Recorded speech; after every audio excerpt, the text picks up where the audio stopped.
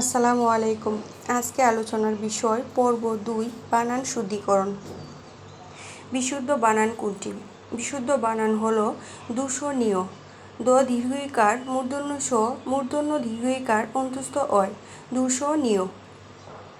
কোনটি শুদ্ধ বানান? এখানে শুদ্ধ বানান হলো নির্মিলিত দন্তন্য রস্যইকার নি ময় রেফ ল দীর্ঘইকার মি ল রস্যইকার লিত নির্মিলিত। কোন বানানটি অশুদ্ধ?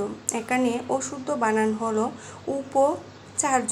আসলে সঠিক বানানটি হবে উপাচার্য। কোন বানানটি সঠিক? সঠিক বানান ষান্মাসিক মূর্ধন্য সহকার সা দন্তন্য মই সংযুক্ত আকার দন্তস্ব রস্যইকার সি ক ষান্মাসিক। কোন বানানটি শুদ্ধ ও সমীচীন? এখানে দুটোতেই দীর্ঘইকার হবে ও সমীচীন। কোন বানানটি শুদ্ধ? ম রস্যইকার মু ম দীর্ঘইকার মু ম রেফ রস্যইকার মু মূর্ধন্য। কোন শব্দটি ভুল? এখানে ভুল শব্দ হলো পরিপক্ক। আসলে সঠিক বানানটি হবে প রয় রস্যইকার রি প কয় বয় সংযুক্ত।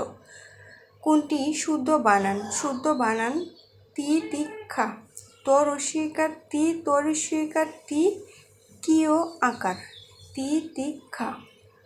কোন বাক্যটি শুদ্ধ?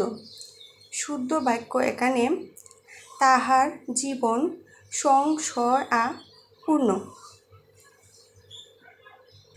নিচের কোন শব্দে মূর্ধন্য এর ভুল প্রয়োগ হয়েছে? ক্রন্দন।